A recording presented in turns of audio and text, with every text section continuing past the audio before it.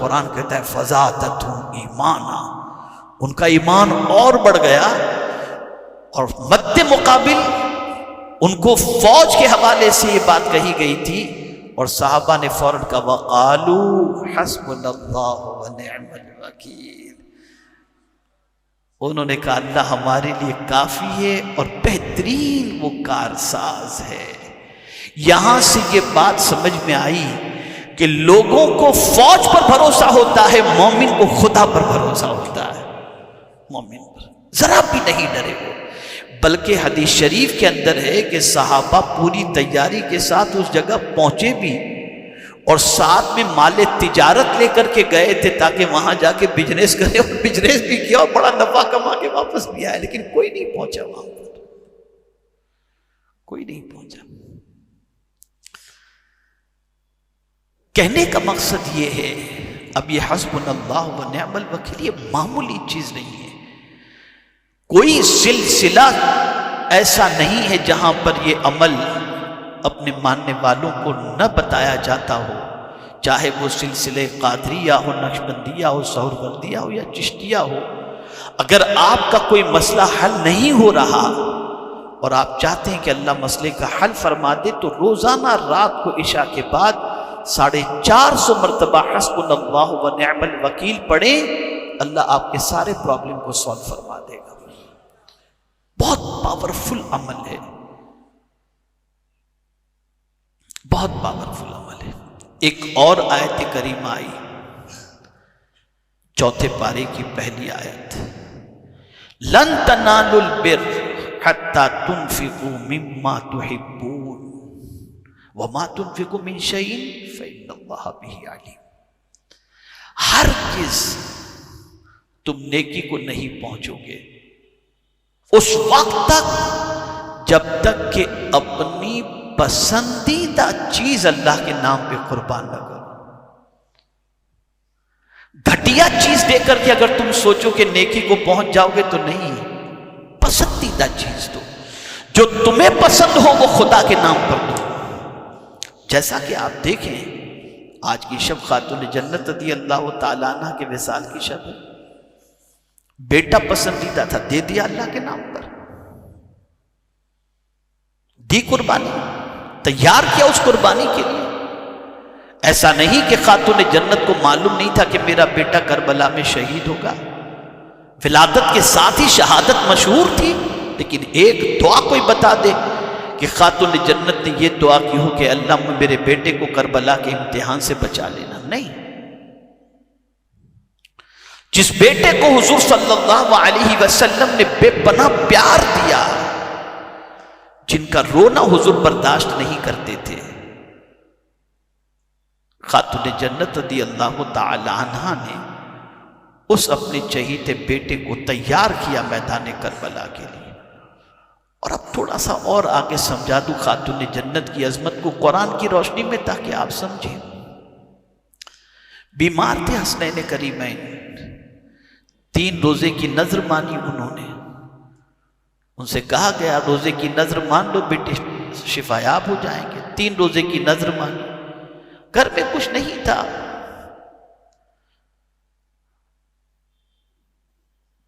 مولا علی کرم اللہ تعالی وجہہ الکریم سے خاتون جنت نے کہا کہ آپ کہیں سے آٹا لے آئیے تاکہ روٹیاں بنیں اور افطار کیا جائے. گئے افطار کے لیے، آٹا قرض پہ لینے کے لیے قرض پر آٹا لے کر کے آئے، روٹیاں بن گئیں. افطار کا وقت ہوا، روٹیاں تیار ہیں، افطار کا وقت ہے.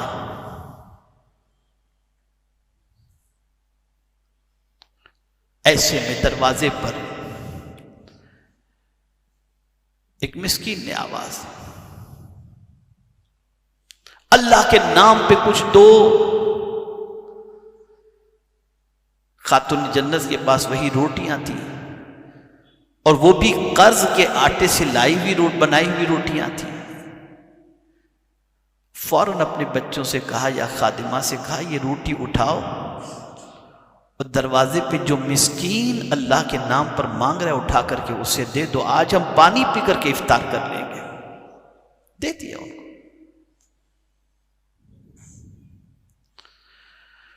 دوسرے دن روزہ رکھا، روٹیاں سامنے موجود، پھر دروازے پر کسی نے آواز دی، میں یتیم ہوں، اللہ کے نام پہ کچھ عطا کر دو، بھوکا ہوں۔ روٹیاں اٹھائیں، کہا جاؤ سائل کو دے دو، دے دیا گیا۔ تیسرے دن پھر روٹیاں بنائی گئیں، دروازے پر پھر سائل آیا، تیسرا روزہ تھا، آخری روزہ تھا، آواز دی، میں قیدی ہوں، مجھے اللہ کے نام پہ کچھ دے دو، اٹھا کر کے دے دی، اور اللہ کا شکر ادا کیا، پانی پی کر افطار کر کے، مولا تو نے ہمیں نذر پوری کرنے کی توفیق عطا فرمائی۔ اب دیکھیے قرآن کیا کہتا ہے، وہ لوگ جنہوں نے ان کے دست کرم سے روٹیاں کھائیں، انہوں نے شکریہ بھی کہا، جزاک اللہ بھی کہا، لیکن قرآن کہتا ہے خاتون جنت رضی اللہ تعالی عنہ کے عمل سے متعلق وَيُطْعِمُونَ الطَّعَامَ عَلَىٰ حُبِّهِ مِسْكِينًا وَيَتِيمًا وَأَسِيرًا إِنَّمَا نُطْعِمُكُمْ لِوَجْهِ اللَّهِ لَا نُرِيدُ مِنْكُمْ جَزَاءً وَلَا شُكُورًا۔ اے یتیم و مسکین و اسیر، میں نے تمہیں اس لیے نہیں کھلایا کہ تم جو ہے میرا شکر ادا کرو یا مجھے جزاک اللہ کہو، میں نے تو یہ جو کچھ تمہیں کھلایا ہے صرف میرے رب کو راضی کرنے کے لیے کھلایا ہے۔ اور قرآن کا یہ لفظ ہے کہ وَيُطْعِمُونَ الطَّعَامَ عَلَىٰ حُبِّهِ، تو یہ بات ہمیشہ کے لیے ذہن کے اندر محفوظ رکھیں، قرآن کا فیصلہ ہے، نیکی کو ہرگز نہیں پہنچ سکتے جب تک کہ اپنی پسندیدہ چیز راہ خدا میں قربان نہ کرے۔ اور یہی وجہ ہے کہ اس آیت کی تفسیر آپ دیکھیں گے تو آپ کی عقل دنگ رہ جائے گی کہ کس طریقے سے اللہ والوں نے اپنی پسندیدہ چیز کو اللہ کے نام پہ قربان کیا۔ تو آج یہ آیت کریمہ آئی، اور اسی کے ساتھ ساتھ ایک اور آیت کریمہ بھی آئی جو ہمارے مزاج کو درست کرنے کے لیے ہے، ہماری سوچ کو پرفیکٹ کرنے کے لیے ہے۔ آج پوری دنیا کے اندر رسول رحمت صلی اللہ علیہ وسلم سے محبت کرنے والوں کی ایک بڑی تعداد موجود ہے۔ غلامان رسول جتنے دنیا کے اندر پائے جائیں گے، اتنے کسی ذات کی محبت میں گرفتار دنیا کے اندر آپ کسی انسان کو نہیں دیکھیں گے۔ اب یہاں مجھے ایک ایمان تازہ کرنے کے سلسلے میں ایک حدیث یاد آتی ہے۔ حضرت ثوبان رضی اللہ تعالی عنہ رسول اعظم صلی اللہ تعالی علیہ وسلم کے پاس تشریف فرماتے، اور حضرت ثوبان رضی اللہ تعالیٰ عنہ کے سامنے آقا کریم صلی اللہ علیہ وسلم دعا کر رہے تھے، اے اللہ مجھے میرے احبہ سے ملا دے۔ کون دعا کر رہا ہے؟ حضور صلی اللہ علیہ وسلم۔ اے اللہ مجھے میرے احبہ سے ملا دے۔ حضرت ثوبان رضی اللہ تعالیٰ عنہ کو حیرت ہوئی، عرض کرتے ہیں یا رسول اللہ صلی اللہ تعالیٰ علیہ وسلم، کون ہے آپ کے احبہ؟ ہم تو ہیں اور آپ تو ہم سے ملتے ہیں۔ اور سنیے حضور صلی اللہ علیہ وسلم کیا فرماتے ہیں، ثوبان تم میرے پیچھے نماز پڑھتے اور صحابہ میرے پیچھے نماز پڑھتے، تم نے قرآن اترتے بھی دیکھا، مجھے نماز پڑھتے بھی دیکھا، صبح و شام مجھے دیکھتے ہو، میرے اخلاق دیکھتے ہو، میری عادتیں دیکھتے ہو، میرا سب کچھ تمہاری نگاہوں کے سامنے ہے، اور اس وجہ سے تم محبت کرتے ہو۔ اب جو تم سوال کر رہے ہو کہ میں نے یہ دعا کہ میرے احبہ سے ملا دے، تو آؤ میں تمہیں بتاتا ہوں میرے احبہ کون ہیں۔ سرکار صلی اللہ علیہ وسلم فرماتے ہیں قیامت کے قریب مجھ سے ایسے بھی محبت کرنے والے ہوں گے جنہوں نے مجھے دیکھا نہیں، لیکن مجھ پر مر مٹنے کے لیے تیار ہوں گے، مجھ پہ سب نچھاور کرنے کے لیے تیار ہوں گے۔ وہ ہیں میرے احبہ جن سے ملنے کی میں خود دعا کر رہا ہوں۔ یہ مقام ہے۔ اب حضور صلی اللہ تعالی علیہ وسلم سے محبت کیا وجہ ہے؟ آپ بھی چاہتے ہیں کہ لوگ آپ سے محبت کریں، میں بھی چاہتا ہوں لوگ مجھ سے محبت کریں۔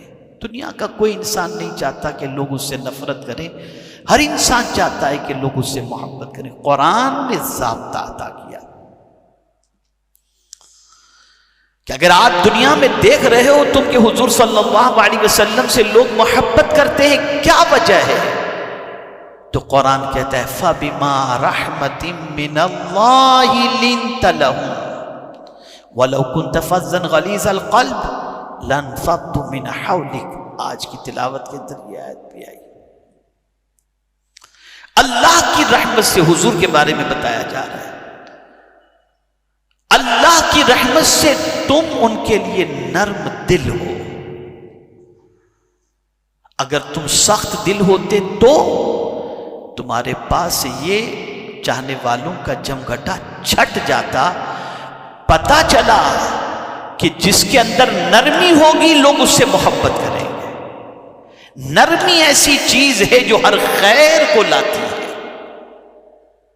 آقا کریم صلی اللہ علیہ وسلم اتنی نرم طبیعت کے تھے، اتنی نرم طبیعت کے تھے جس کی کوئی انتہا نہیں۔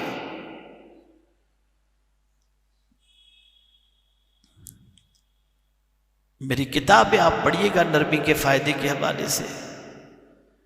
تو عرض کرنے کا منشا یہ ہے کہ نرمی بہت اہم چیز ہے، اور ہمارے یہاں آج اگر معاشرے میں ہم دیکھیں تو اب مجھے کچھ کہنا نہیں ہے کہ کیا سچویشن ہے، نرمی کتنی ہے اور گرمی کتنی ہے، کچھ کہنے کی ضرورت نہیں۔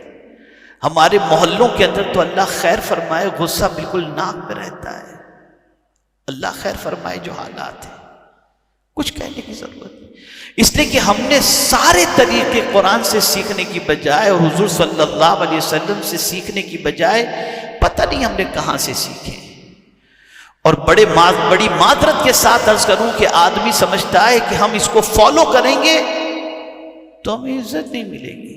نہیں، عزت اسی میں ہے اگر کوئی اللہ کے قانون پر عمل کرے، اللہ کے رسول صلی اللہ علیہ وسلم کے قانون پر عمل کرے تو اللہ عز و جل اسے عزت عطا فرماتا ہے۔ اب میں گفتگو کو سمیٹتے ہوئے عرض کروں، چند چیزوں کو ذہن میں رکھنا ہے۔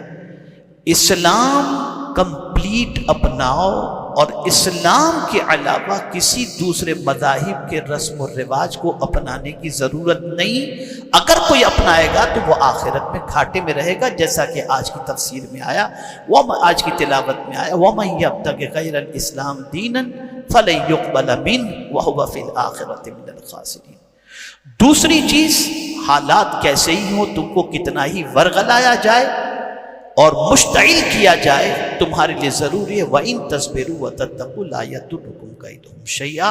صبر کرو اور تقوی اختیار کرو۔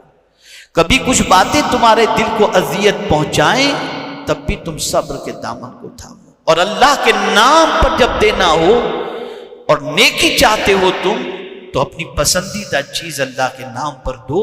میں یہاں چھوٹا سا کریکشن کرتے ہوئے عرض کر دوں، اگر آپ کو ریمنڈ کا کپڑا پسند ہے نا تو کبھی غریب کو بھی یہ دینے کی کوشش کرو، سستا ڈھونڈنے کی کوشش مت کرو، اور پھر دیکھو کہ جب آپ ریمنڈ کا کپڑا غریب کو دو گے تو اس کے دل سے آپ کو کتنی دعائیں نکلیں گی۔ کلر فیڈ ہونے والا کپڑا آپ دے دیں گے تو پھر کیا، سستا مارکیٹ میں ڈھونڈتے نہیں، یہ سب سوچ بناؤ، قرآنی سوچ بناؤ۔ جو لباس اپنے لیے پسند کرتے ہو غریبوں کے لیے پسند کرو۔